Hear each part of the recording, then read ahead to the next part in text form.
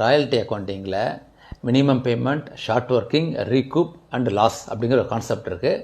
கொஞ்சம் டிஃபிகல்ட் அதுக்கு நான் ஒரு சிம்பிள் எக்ஸாம்பிள் எடுத்துக்கிறேன். நீங்கள் பைக் எடுத்து ஒரு ஷாப்பிங் மால் போகிறீங்க, பார்க்கிங்க்கு மினிமம் 3 hours 90 rupees அப்படிங்கிறாங்க. ஓகே, ஆனால் ஒரே ஒரு ஆஃபர் தராங்க. சப்போஸ் நீங்கள் 3 hours கம்மியாக இருந்தீங்கன்னா அடுத்த 3 நாளில் நீங்கள் என்றைக்காவது வந்தீங்கன்னா அதை அட்ஜஸ்ட் பண்ணிக்கலாம் அப்படிங்கிறாங்க. ஓகேயா, சரி, ஃபஸ்ட்டு டே 1 hour தான் இருக்கீங்க. ஓகே, ஆனால் 90 பண்ணிட்டீங்க பேமெண்ட். அப்போ 60 rupees short working it's called, அதாவது ஃப்யூச்சரில் கிளைம் பண்ணிக்கலாம். ஓகேயா, அடுத்த நாள் 2 hours தான் இருந்தீங்க, அப்போ 60க்கு பதிலாக 90 பண்ணிங்க பேமெண்ட், அப்போ 30 rupees ஷார்ட் ஒர்க்கிங். ஓகேயா, இப்போ தேர்ட் டே 3 hours கரெக்டாக இருந்துட்டீங்க, அப்போ 90 பண்ணிங்க payment, no short working, nothing. Fourth day 4 hours இருந்தீங்க. ஓகேயா, அப்போ நீங்கள் 4 into 30 120 பண்ண பேமெண்ட், ஆனால் நீங்கள் 90 பண்ணால் போகிறோம்.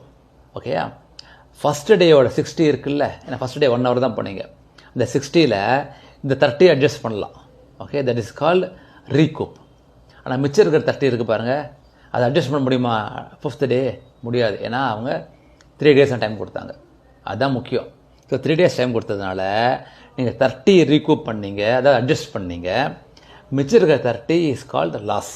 ஸோ இதுதான் ராயல்ட்டியில் minimum rent, short working, recoup பண்ணுறது, அப்புறம் லாஸ். Okay, thank you.